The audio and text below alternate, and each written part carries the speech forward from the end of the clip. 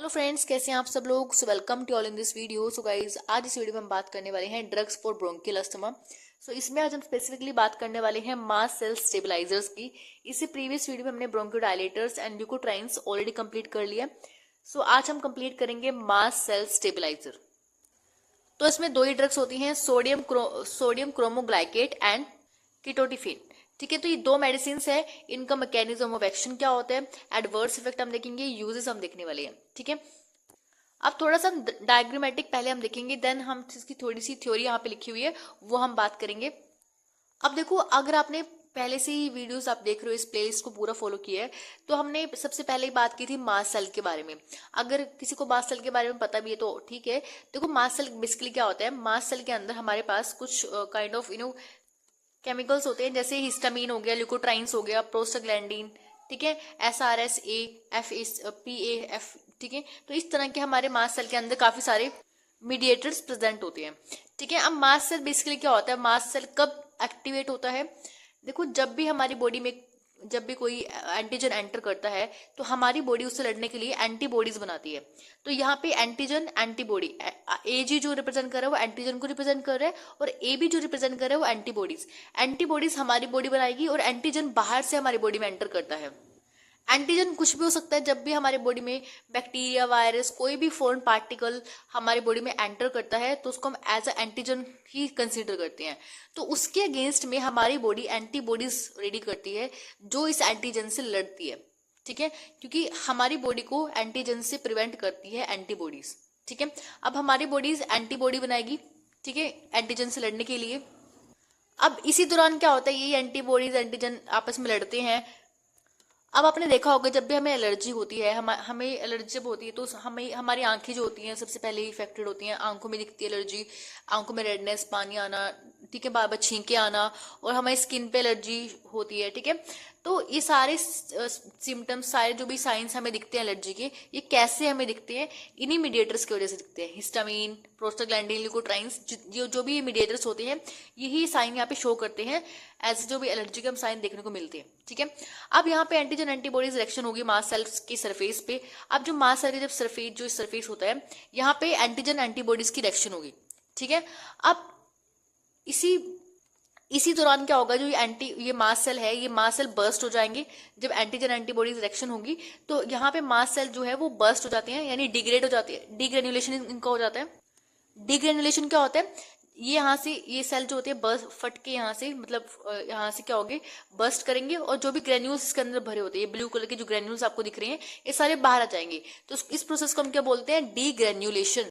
जब भी mast cell में डीग्रेनुलेशन होता है तब, अब मास्ट सेल के अंदर क्या चीज प्रेजेंट थी, हिस्टामीन, यहाँ पे ल्यूकोट्राइन्स, प्रोस्टाग्लैंडिन, ये चीजें प्रेजेंट थी।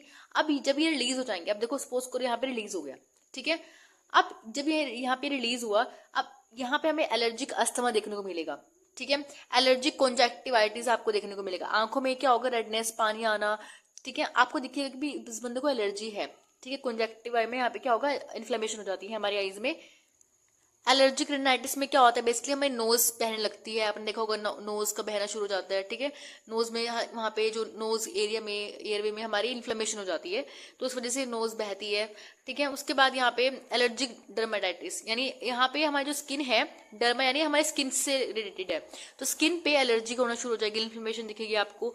तो ये सारे साइन एंड सिम्टम्स, अब जो भी सारी एलर्जी हो रही है, ये इन्हीं मीडिएटर्स की वजह से हो रही है, जो मीडिएटर्स मास्ट सेल से यहाँ पे डिग्रेनुलेशन होके बाहर आए हैं।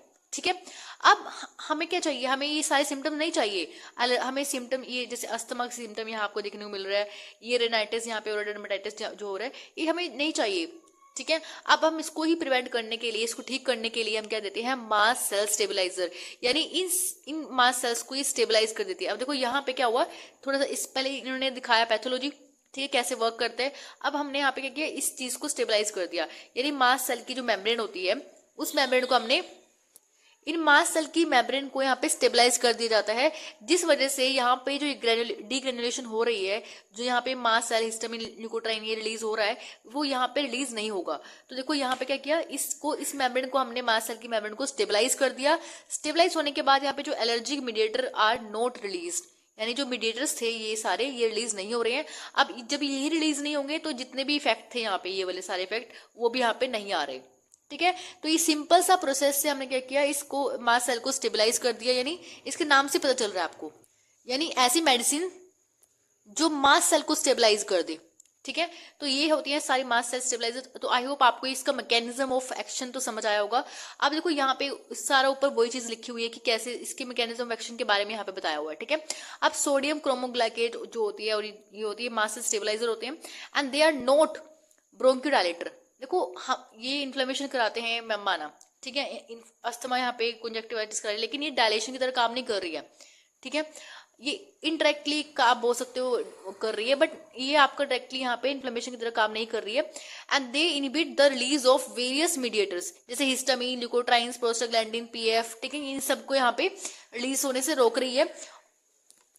कैसे काम कर रही है, जो मास्ट सेल थे इसको यहाँ पे क्या करती है, बेसिकली स्टेबलाइज कर देती है। अब यहाँ पे बेसिकली क्या होता है, जब मास्ट सेल यहाँ से ये जो मेम्ब्रेन है जब ये बस्ट करती है, मेम्ब्रेन यहाँ से हटेगी तभी तो ये बाहर आएंगे, तो इस मेम्ब्रेन को यहाँ पे स्टेबलाइज कर दिया जाता है ताकि यहाँ पे मीडिएटर्स रिलीज ना हो। ठीक है, and they are also reduce the bronchial hyper activity of the some extent, but they are यहाँ पे जो ये एंटीजन एंटीबॉडीज रिएक्शन हो रही है यहाँ पे इसका कोई इफेक्ट नहीं होता। ठीक है, सिर्फ यहाँ पे सेल मेम्ब्रेन के ही ऊपर काम होता है बेसिकली। ठीक है, यहाँ पे जो इरेक्शन हो रही है इसके ऊपर कोई भी अगेंस्ट कोई काम नहीं होगा, और यहाँ पे क्या होगा, onset of action is slow. ठीक है, अब यहाँ पे आपको ड्रग्स के बारे में थोड़ा बताया कि सोडियम क्रोमोग्लाइकेट जो है यहाँ पे नॉट ओरली इफेक्टिव, ये आपकी अगर आप इसको ओरली ले रहे हो तो ये इफेक्टिव नहीं है इसको, क्योंकि यहाँ पे जो इसकी एब्जॉर्प्शन है वो गट में नहीं होती है, पूर्ली एब्जॉर्प्शन होती है, और ब्रोंकियल अस्थमा में इसका जो है यूज किया जाता है। लेकिन अब देखो इसको हम ओरली नहीं दे सकते, तो इसका हम क्या करते हैं, इसको इनहेलेशन से दे देते हैं। सोडियम क्रोमोग्लाइकेट को हम इनहेलेशन के थ्रू दे देते हैं। ठीक है, इसके यूजेस मैंने आपको बताया कि एलर्जिक अस्थमा में इसका इस्तेमाल होता है, प्रोफाइलेक्टिक की तरह एजेंट की तरह इस्तेमाल होता है। प्रोफाइलेक्टिक एजेंट क्या होता है, ऐसे एजेंट्स जो हमें डिसीजेस से प्रिवेंट करते हैं उनको हम बोलते हैं prophylactic agent. Prevent the bronchospasm induced by the allergic and irritation.